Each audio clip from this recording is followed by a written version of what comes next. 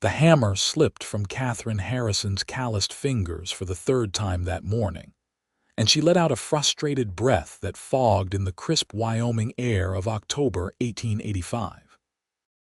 She was 23 years old and running a ranch alone after her father had passed 6 months earlier, leaving her with 300 acres of land outside Westcliff and more work than 2 men could handle. The fence post leaned at an angle that would have made her father shake his head, and the barbed wire lay coiled at her feet like a metallic snake waiting to strike. She wiped sweat from her forehead despite the cool temperature and bent to retrieve the hammer again, her worn leather gloves doing little to protect her blistered hands. The sound of hoofbeats made her straighten. One hand instinctively moving to the rifle she kept propped against the fence post. A lone rider was approaching across the open range, his silhouette dark against the pale morning sky. Katherine squinted, trying to make out details as the horse and rider grew closer.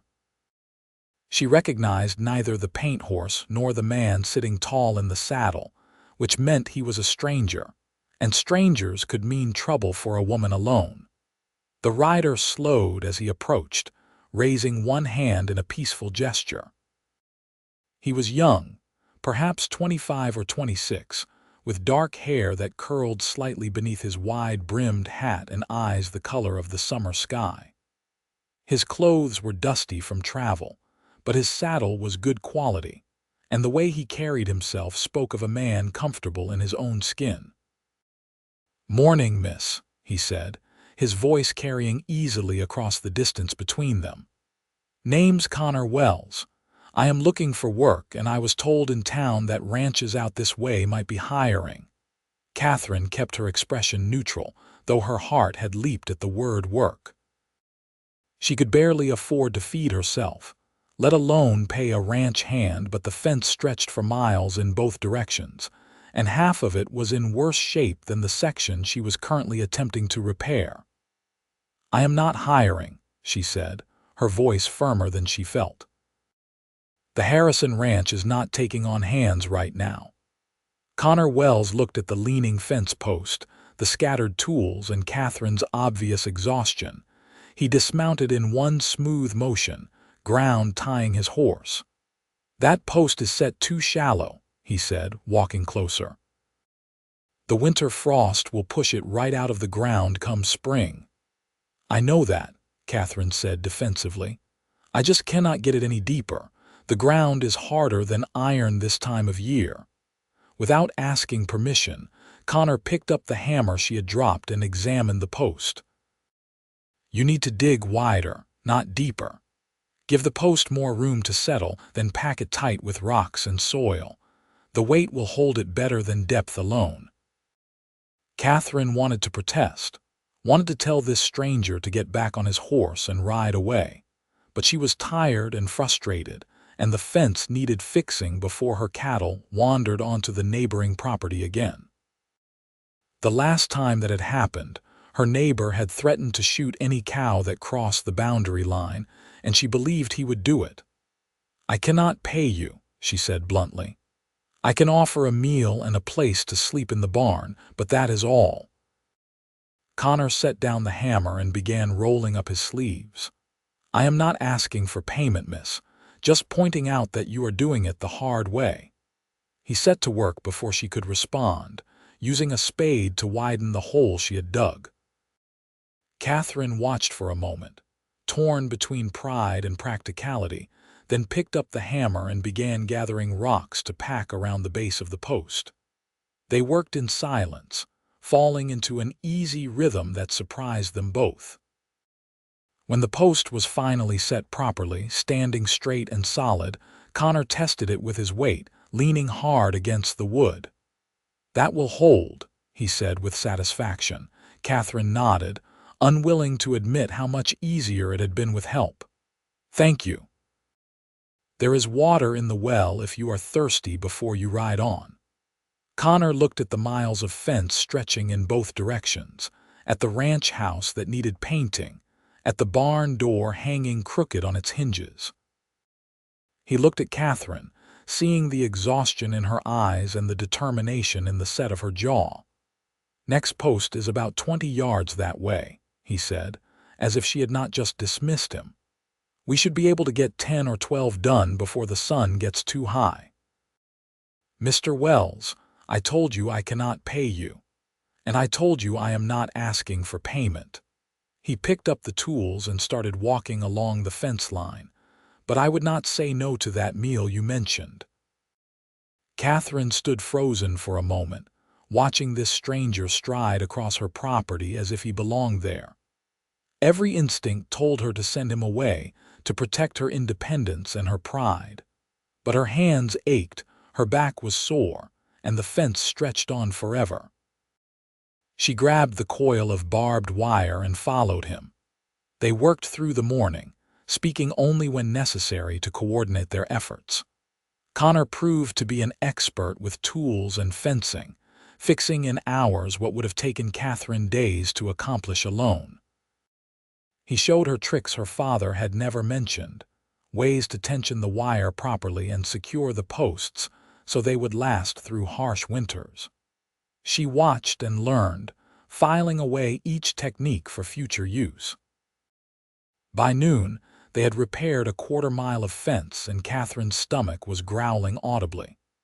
She led Connor back to the ranch house, acutely aware of its shabby state. The paint was peeling, 2 shutters hung loose, and the porch steps creaked ominously under their weight. Inside was cleaner but no less worn, the furniture old and the curtains faded from years of sun exposure. "It is not much," Katherine said, suddenly defensive about her home, "but it is mine." Connor removed his hat respectfully as he entered. "It is a fine house, built solid. You can tell it was made to last." She set about making lunch, aware of him watching her move around the kitchen.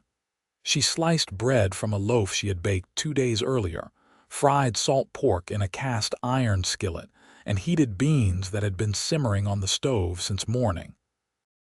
It was simple food, but it was hot and filling, and Connor ate with obvious appreciation. "You said your name was Harrison," he asked between bites.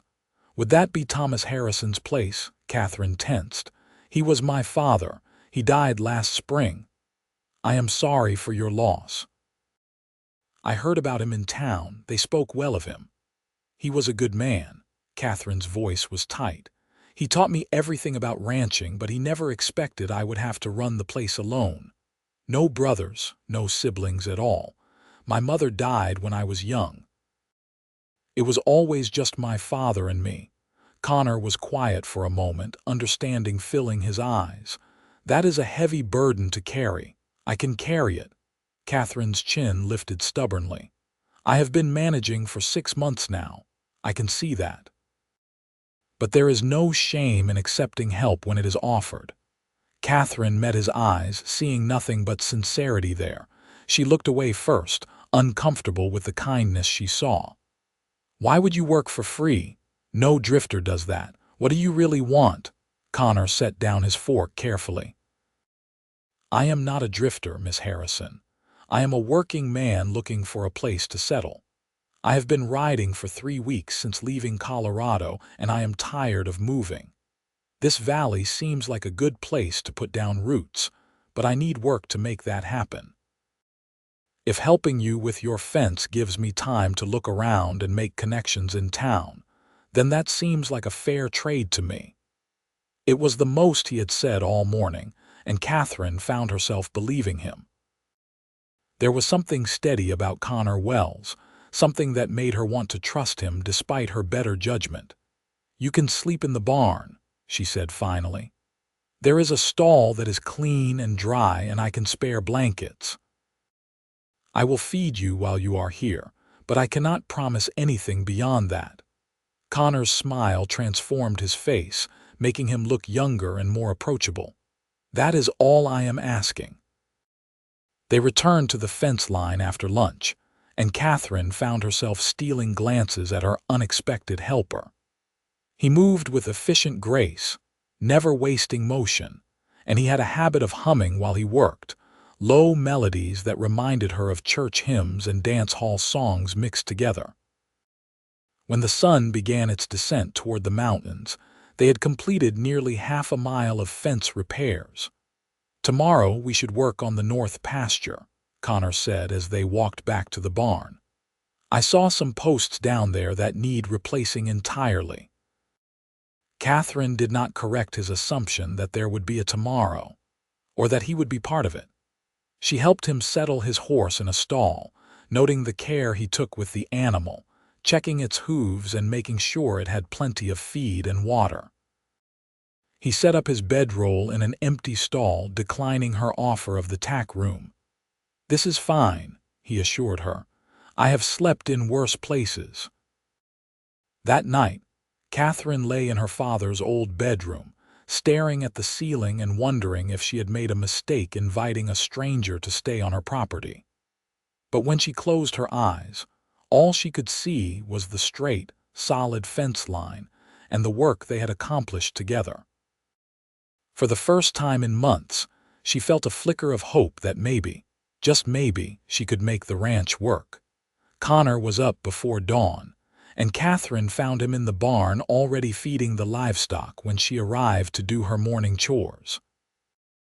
He had mucked out the stalls and repaired the broken hinge on the barn door, working by lantern light while she slept. "You did not have to do that," she said, feeling oddly off balance. "I was awake anyway." He gestured to the chickens scratching in their pen. "Noticed you are down to just 6 hens. That is not enough for a working ranch. I know. A fox got in last month and killed half my flock. I have not had time to go to town for more. I could go today if you want. Get supplies, more chickens, maybe some lumber for the repairs around here." Katherine bristled. "I told you I cannot pay you." Connor held up his hands in a placating gesture. "I am not asking for money, Miss Harrison, but if I am going to be working here, even temporarily, we need proper supplies. I have some savings. Consider it an investment. I do not take charity." "It is not charity, it is practical. You need help and I need a place to stay while I figure out my next move. Let me do this." They stared at each other, two stubborn people locked in a battle of wills. Finally, Katherine nodded stiffly. "Make a list. I will give you money for supplies." "Keep your money. We can settle accounts later." Before she could argue further, he was heading toward the barn door. "I will be back by afternoon. Should be enough time to get the supplies and make it back before dark."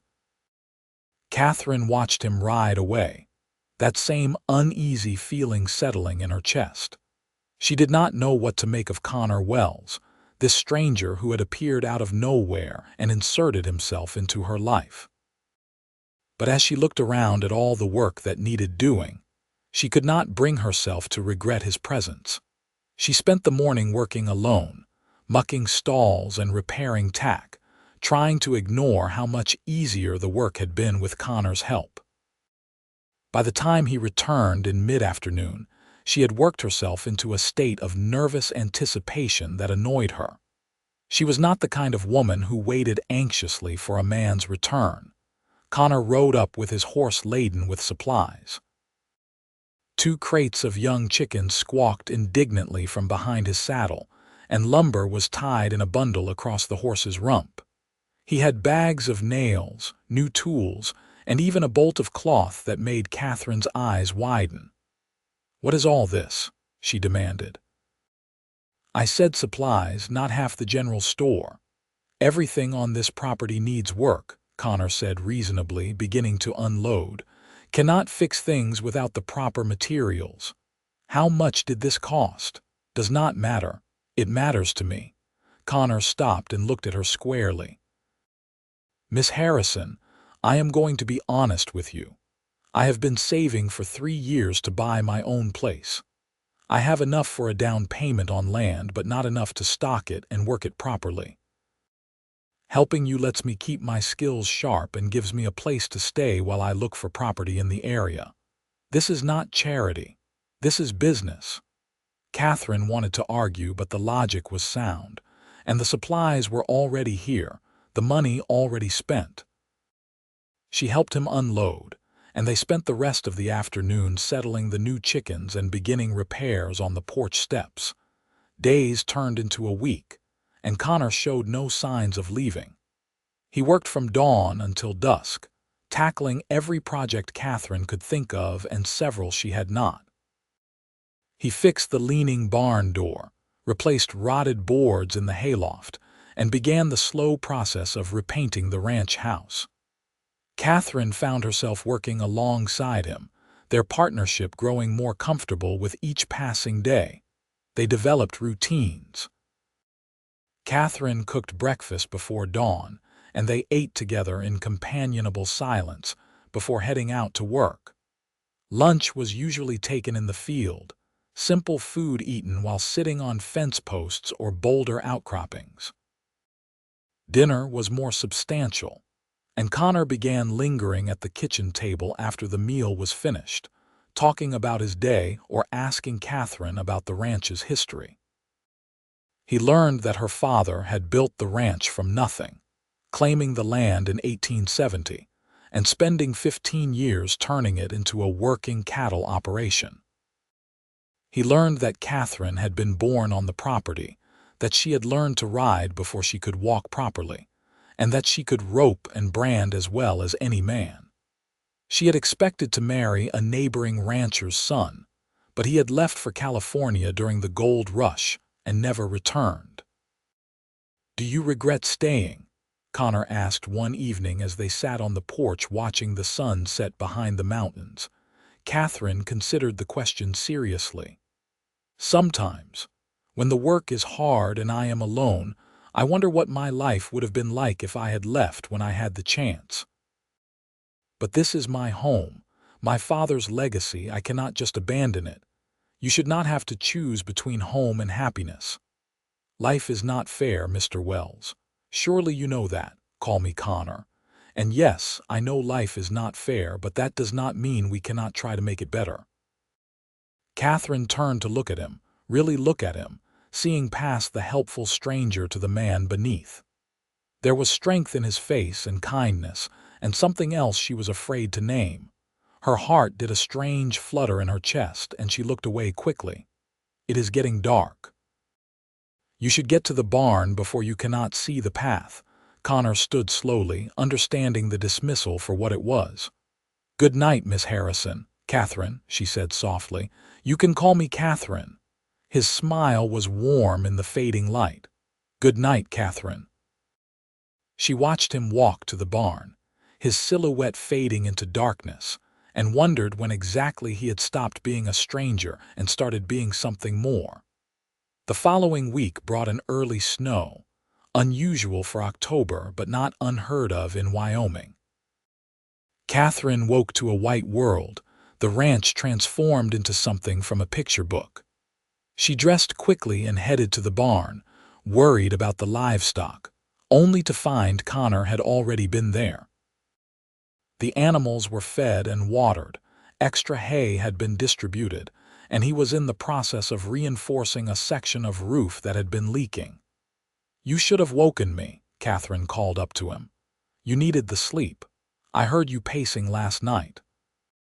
Katherine flushed, embarrassed that he had heard her restless wandering. She had been unable to sleep, her mind full of thoughts about Connor and what his presence meant for her future. "I had things on my mind. Want to talk about it?" "No." Connor climbed down from the roof, brushing snow from his shoulders. "Fair enough. But Katherine, if something is bothering you about me being here, you can tell me. I do not want to overstay my welcome." "You are not," she said quickly, then bit her lip. "I mean, you have been helpful." "More than helpful, I just do not understand why. Why I stay." "Yes." Connor was quiet for a long moment, his breath forming clouds in the cold air. "Honestly, at first it was just about having a place to stay and work to keep me busy, but now I stay because I like it here. I like the work, I like the ranch, and I like you." Katherine's heart stopped. "You should not say things like that." "Why not? It is the truth." "Because I cannot give you anything in return. I have nothing to offer you, Connor. This ranch is barely surviving. I am barely surviving. I am not asking you for anything." He stepped closer, his eyes serious. "But I want you to know that I am here because I choose to be, not because I feel obligated. And if you want me to leave, I will, but I hope you do not ask me to." Katherine looked up at him, this man who had appeared in her life like an answer to a prayer she had not known to say. Snow was falling around them, dusting his dark hair with white, and the morning light made his eyes seem impossibly blue. She wanted to tell him to leave, to protect herself from the vulnerability of caring about someone, but the words would not come. "Stay," she whispered. "Please stay." Connor's smile was like sunrise.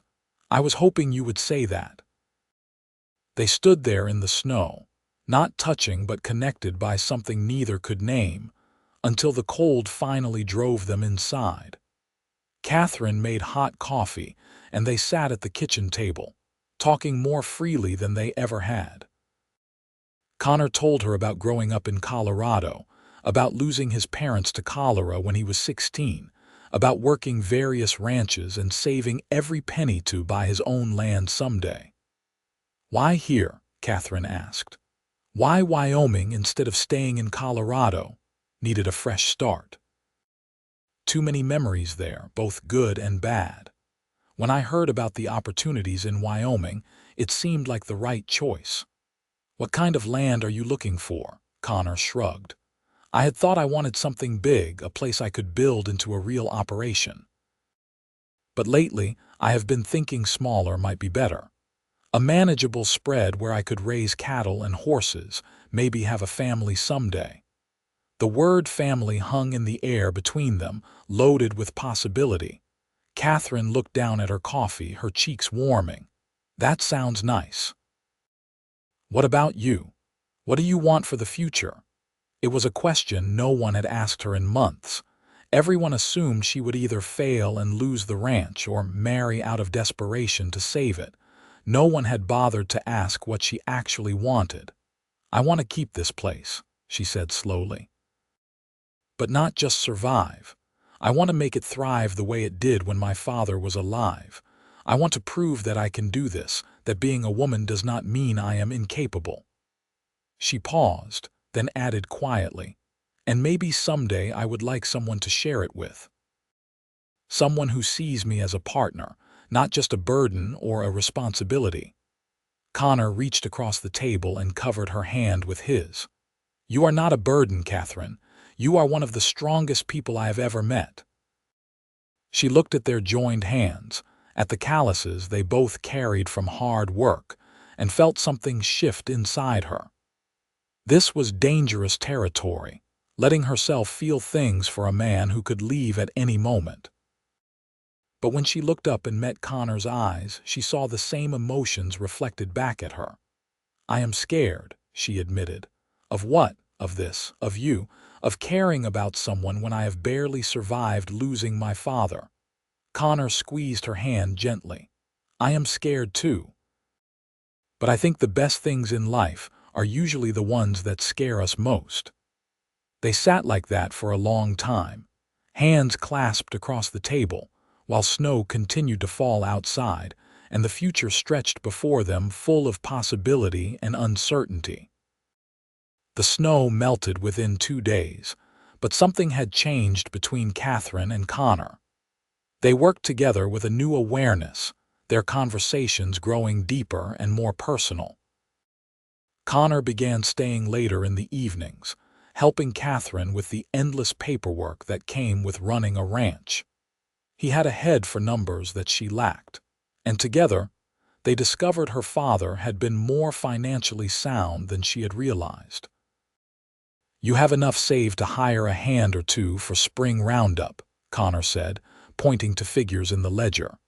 "And if you sell off some of the older cattle before winter, you will have even more cushion. I cannot manage roundup with just hired hands. I need someone who knows the property." Connor looked up from the ledger. "You have me. For how long? You said you wanted your own place." "I have been thinking about that." Connor set down his pencil and turned to face her fully. There is a parcel of land adjacent to your north pasture. It is only about 100 acres, but it has good water and decent grazing. The bank is selling it for back taxes. Katherine knew the property.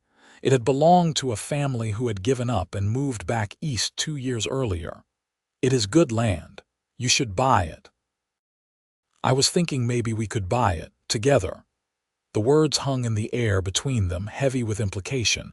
Katherine's mouth went dry. Connor, that is not, we cannot. Why not? It makes sense.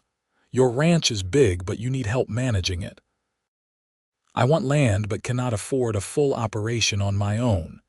If we combined resources, we would both be better off. People would talk. Let them talk. Katherine, I have been here 6 weeks now. In that time, we have repaired every fence on this property, fixed the barn, repainted the house, and increased your livestock. We work well together. We could make this a real operation, something substantial. Is that all this is to you? A business arrangement? Connor stood and crossed to where she sat, kneeling beside her chair so they were eye level. You know it is not. You have to know how I feel about you. Katherine's breath caught. Connor, I am falling in love with you, Katherine Harrison. Maybe I started falling that first day when I saw you trying to fix that fence alone. Too stubborn and proud to admit you needed help. Maybe it happened gradually, over meals and conversations and days spent working side by side. But I am in love with you, and I think you feel something for me too. Tears pricked Katherine's eyes. I do.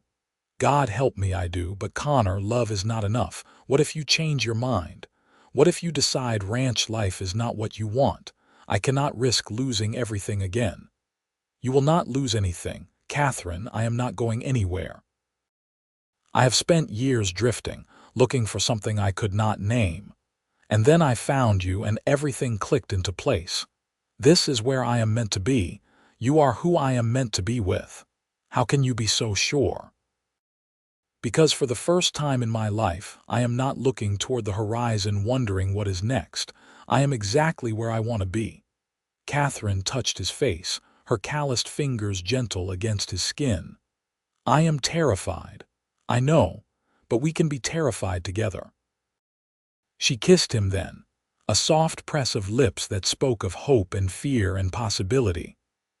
Connor's arms came around her, pulling her close, and for the first time since her father's death, Katherine felt like she was not facing the world alone.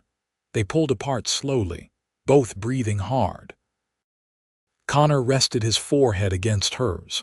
Marry me, Katherine laughed, a slightly hysterical sound. You do not waste time, do you? I have wasted enough time in my life. I know what I want, and I want you. I want to build a life here with you to make this ranch into something we can be proud of. Say yes, Katherine. Yes, she whispered.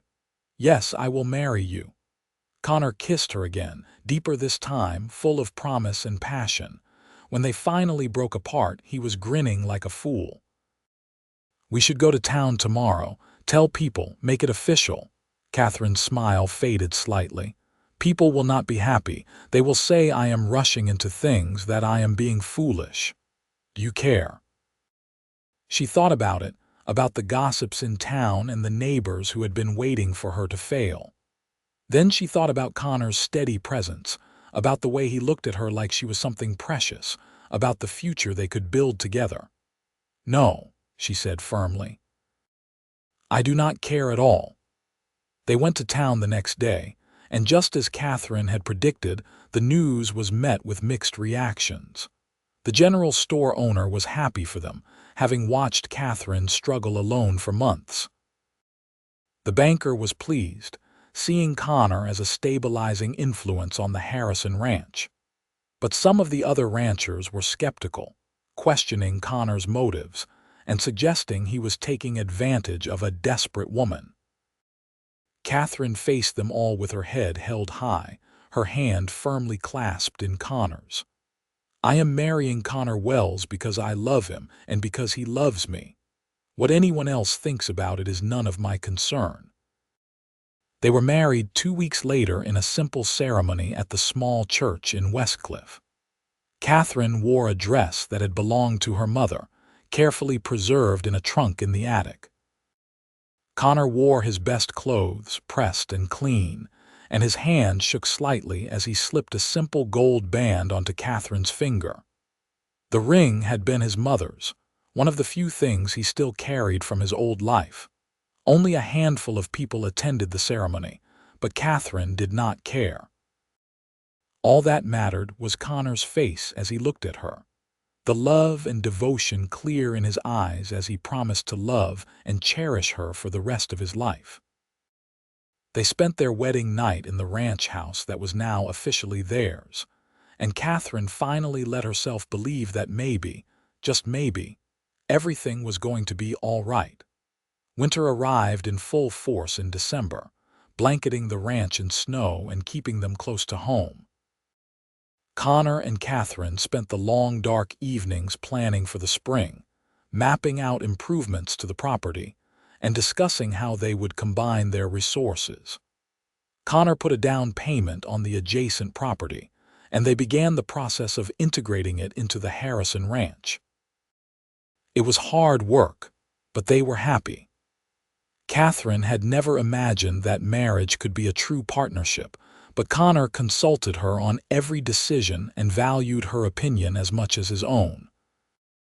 They worked together, planned together, and at night they fell into bed exhausted but content, wrapped in each other's arms against the cold. In February, Katherine realized she was pregnant. She told Connor one snowy evening after dinner, watching his face carefully for his reaction. He was silent for a long moment, then let out a whoop of joy that startled the cat off the chair. "A baby," he said, picking Katherine up and spinning her around despite her protests. "We are going to have a baby." "Put me down, you fool," Katherine said, but she was laughing. "Yes, we are going to have a baby, probably sometime in August." Connor set her down carefully, his hands gentle on her waist. "Are you happy about it?" "I am terrified," Katherine admitted. "But yes, I am happy. Are you?" "I could not be happier if I tried." He knelt down and pressed a kiss to her still flat stomach. "Hello in there, little one. Your papa is very excited to meet you." Katherine ran her fingers through his hair, overwhelmed with emotion. 6 months ago, she had been alone and struggling, convinced she would lose everything her father had built. Now she had a husband she loved, a thriving ranch, and a baby on the way. It felt like too much good fortune, like she was tempting fate by being so happy. What if something goes wrong? She whispered. Connor stood and pulled her into his arms. "Nothing is going to go wrong. We are going to have a healthy baby and we are going to be wonderful parents. Together, Katherine.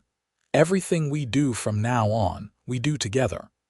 She believed him because she had no choice. Believing in their future was the only option she could accept. Spring brought new life to the ranch. The snow melted, revealing green grass beneath, and the cattle that had survived the winter were in good condition. Connor and Katherine hired 2 ranch hands for the spring work, young men from town who were willing to work hard for fair wages. They rounded up the cattle, branded the new calves, and repaired the damage winter had done to the fences and buildings. Katherine's pregnancy became more obvious as the weather warmed, and Connor became increasingly protective. He tried to keep her from doing heavy work, which led to their first real argument as a married couple. "I am pregnant, not helpless," Katherine snapped, hefting a saddle onto her horse despite Connor's protests. "I have work to do. You should be resting. Let the hands handle the heavy work. I have been working this ranch my entire life. I am not going to stop now just because I am carrying a child. Katherine, please, I'm just trying to keep you safe." She turned to face him, her expression softening at the genuine worry in his eyes. "I know, but Connor, you have to trust me to know my own limits. I will not do anything to endanger our baby, but I cannot just sit in the house for months doing nothing. It will drive me mad." They compromised, with Katherine agreeing to avoid the most strenuous tasks and Connor agreeing to stop hovering quite so much. It was not perfect, but they were learning to navigate marriage and the challenges that came with it. In June, Connor's old friend from Colorado arrived unexpectedly, having heard through mutual acquaintances that Connor had settled in Wyoming. His name was Marcus Riley, and he was a tall, weathered man with a ready laugh and stories from the trail. He stayed for 2 weeks, helping with the ranch work and entertaining them with tales of his adventures. "I cannot believe you finally settled down," Marcus said one evening over dinner. "I always figured you would keep drifting forever." Connor reached for Katherine's hand across the table. "I found something worth staying for." Marcus looked between them, seeing the love clear on both their faces, and shook his head. "I will be damned." Connor Wells, domesticated. "Never thought I would see the day." "Are you married?" Katherine asked. "Me? No, madam, I am too restless for that. I like my freedom too much." "You mean you have not found the right person yet," Connor corrected. "Maybe, or maybe I am just not the settling type." Marcus raised his glass in a mock toast. "But I am happy for you too. Truly." It is good to see Connor so content. After Marcus left, Katherine asked Connor if he ever missed that life, the freedom to go wherever he wanted without responsibility tying him down. "Not even for a second," Connor assured her. "That life was empty, Katherine. I was searching for something without knowing what it was. Here, with you, I have everything I ever wanted." Their son was born on a sweltering August afternoon with the local midwife in attendance. The labor was long and difficult, and Connor spent hours pacing the porch while Katherine's cries echoed from the bedroom. When the baby finally arrived, healthy and squalling indignantly at the world, Connor was allowed inside to meet him. Katherine was exhausted, her hair plastered to her forehead with sweat, but her smile was radiant as she held their son.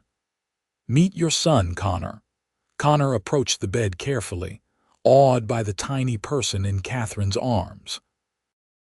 The baby had a shock of dark hair and his eyes were screwed shut as he wailed his displeasure at being born. "He has good lungs," Connor said, his voice thick with emotion. "Takes after his father that way," Katherine teased. "Do you want to hold him?" Connor took the baby awkwardly, cradling him against his chest. The moment he did, the infant quieted as if recognizing his father's heartbeat. Connor looked down at his son's face and felt something shift in his chest, an expansion of love so profound it hurt. "Hello, little one," he whispered. "Welcome to the world." "What should we name him?" Katherine asked. They had discussed names throughout the pregnancy but never settled on anything definite. Connor looked at his son, then at Katherine, then at the ranch visible through the window. "What about Thomas, after your father?" Tears filled Katherine's eyes. "You would do that. He built this ranch. He raised you to be the woman I love. It seems right to honor him this way." "Thomas Wells," Katherine said softly, trying out the name. "I think my father would have liked that. I wish he could have met him." "Me too. But I think somehow he knows, and I think he would be proud of what we have built here." Connor leaned down and kissed her forehead, careful of the sleeping baby between them. "I love you, Katherine. I love you too, both of you." The first year of Thomas's life was chaotic but joyful. He was a healthy, happy baby who seemed to thrive on ranch life. Katherine carried him in a sling while she did lighter chores, and Connor would spend his evenings walking the baby around the property, pointing out cattle and horses, and telling him stories about the ranch.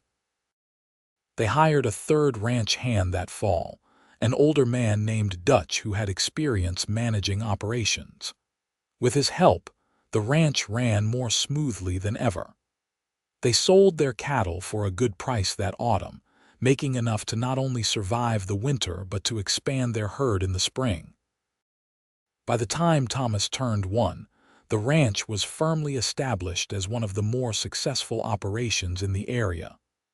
Other ranchers who had doubted Katherine and Connor had to admit they had built something impressive. The Harrison Wells Ranch, as it was now called, was known for quality cattle and fair dealing. Katherine found herself happier than she had ever imagined possible. On warm summer evenings, she would sit on the porch with Thomas on her lap, watching Connor work with the horses in the corral. These were the moments she treasured, the simple domestic peace that had seemed so unattainable when she was alone. "Can you believe it has been almost 2 years since I first saw you trying to fix that fence?" Connor asked one evening, sitting beside her and reaching over to tickle Thomas's belly. "Sometimes it feels like yesterday. Other times it feels like you have always been here." "Any regrets?" Katherine looked at her husband, this man who had appeared in her life when she needed him most and never left her side.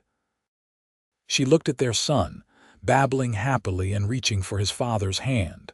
She looked at the ranch, thriving and successful, no longer a burden but a source of pride. "Not a single one," she said. "You," Connor pulled her close, careful of the toddler between them. "Only that I did not find you sooner." They sat like that as the sun set, a family content in the life they had built together. In the distance, the mountains stood eternal and unchanging, silent witnesses to the love story that had unfolded in their shadow.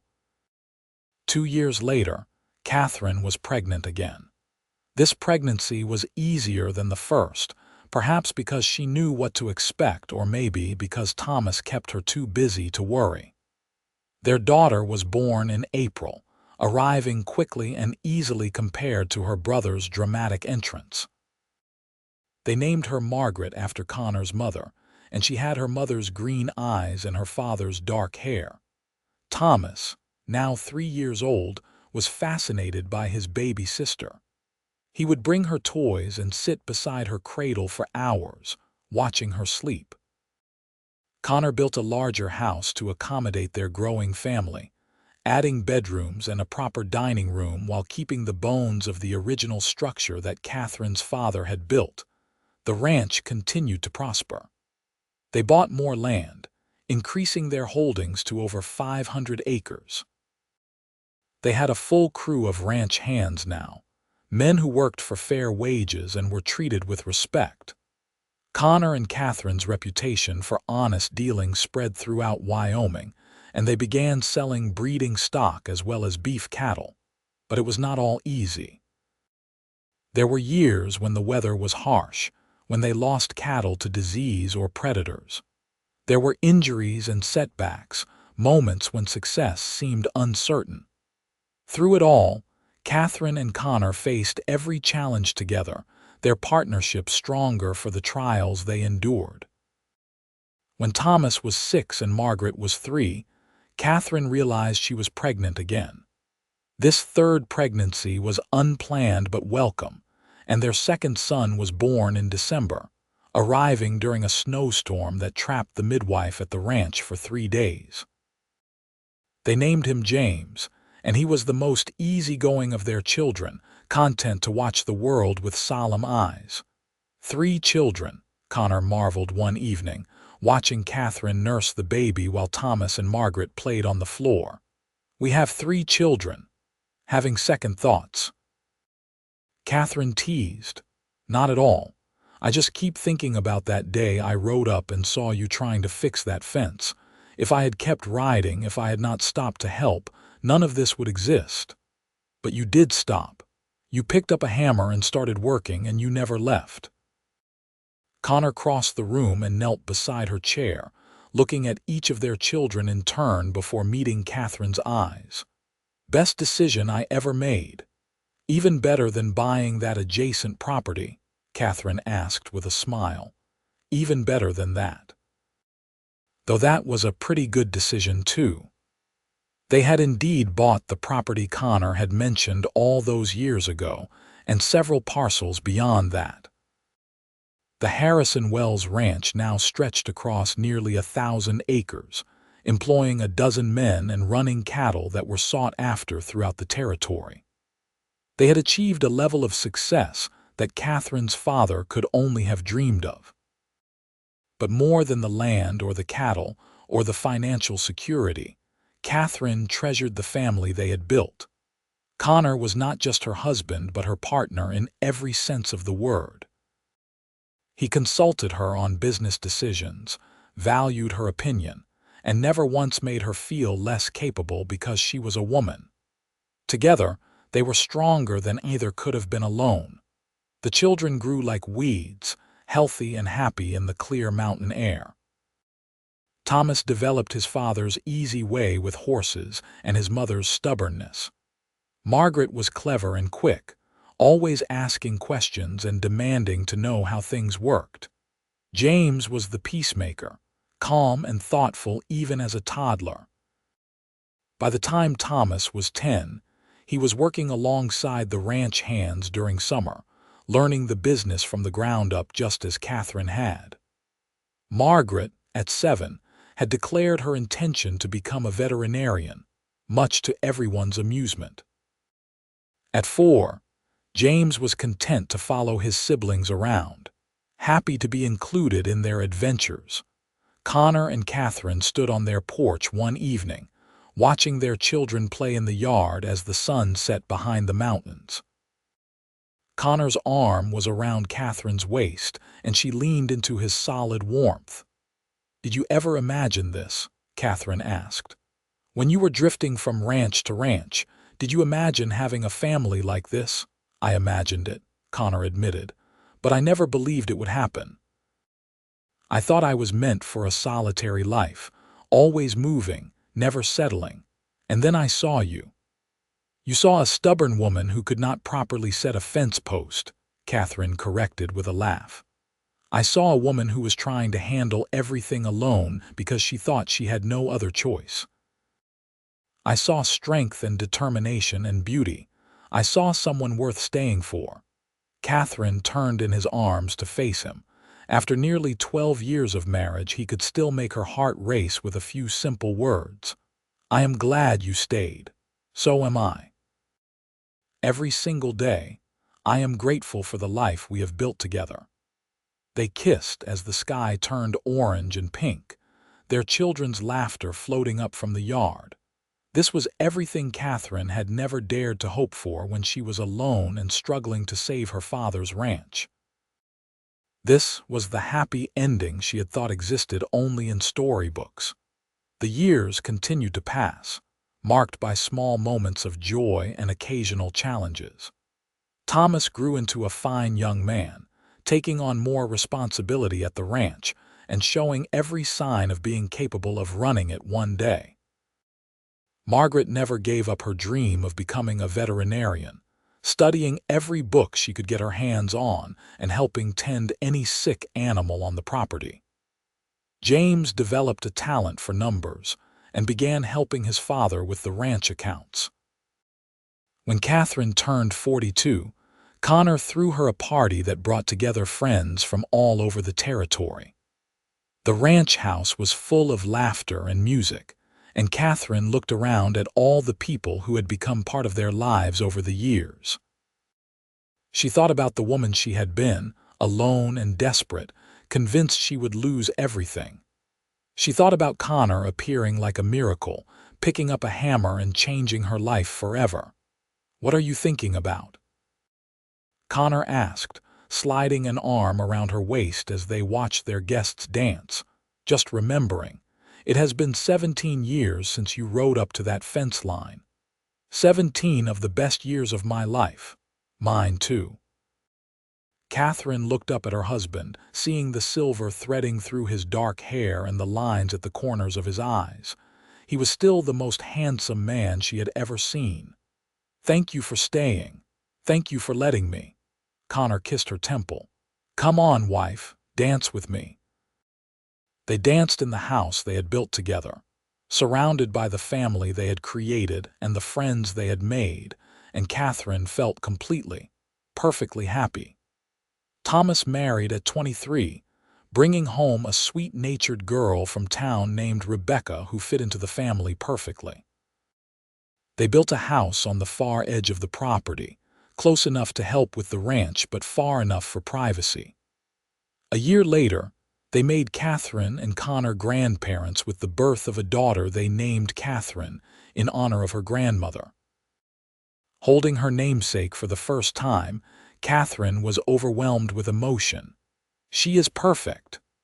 "Just like her grandmother," Connor said, looking at the baby with the same awe he had shown when holding his own children for the first time.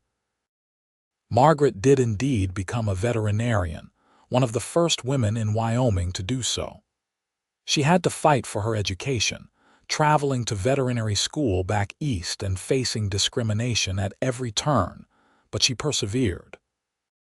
She returned to Westcliff and set up a practice that served ranchers throughout the region, earning respect through her skill and dedication. James took over the financial management of the ranch when he turned 21, displaying a talent for business that surprised everyone.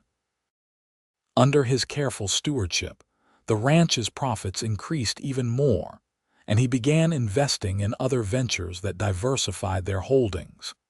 Katherine and Connor slowly stepped back from the day-to-day operations, trusting their children to carry on what they had built. They had earned their rest, though neither was content to be completely idle. Connor still worked with the horses, and Katherine oversaw the household and helped Rebecca with the grandchildren. On their 25th wedding anniversary, their children threw them a celebration that brought people from all over Wyoming.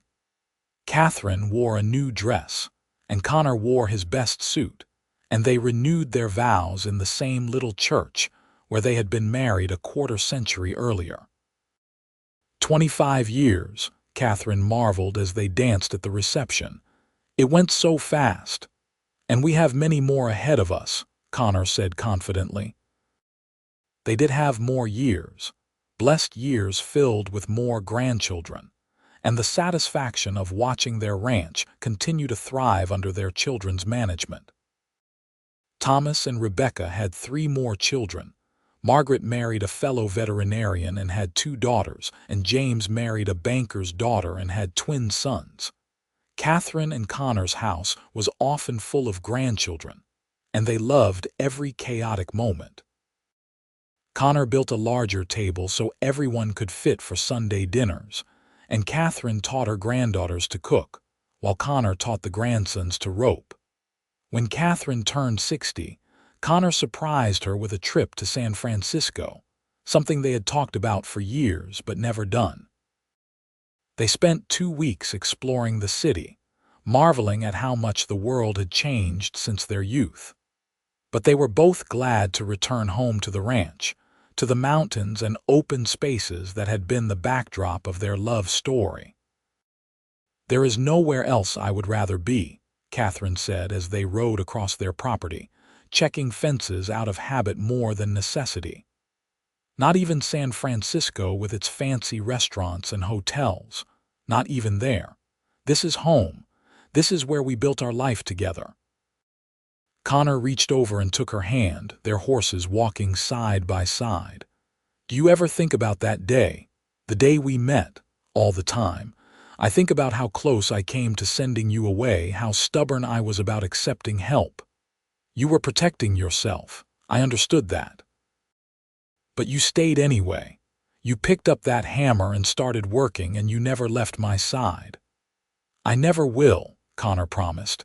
They rode in comfortable silence, watching the sun sink toward the mountains. The land stretched out around them, every acre familiar and beloved. This was the legacy they would leave their children and grandchildren. Not just the physical property, but the example of what could be built through love, partnership, and hard work. As they approached the house, they could see lights in the windows and hear the sounds of their family inside.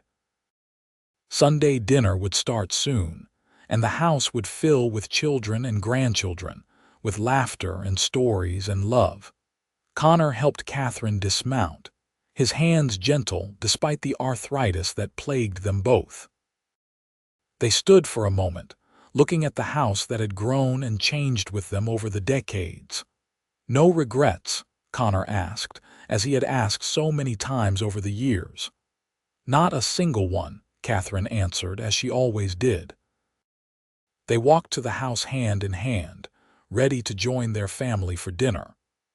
Behind them, the sun set in a blaze of orange and gold, painting the mountains in shades of fire. The ranch that Katherine's father had built and that she and Connor had expanded stretched across the valley, a testament to determination, love, and the life they had created together. Connor held the door for Katherine, and as she passed him, he caught her hand and pulled her close for a kiss. After more than 30 years of marriage, she still made his heart race. "I love you," he said. "I love you too," she replied.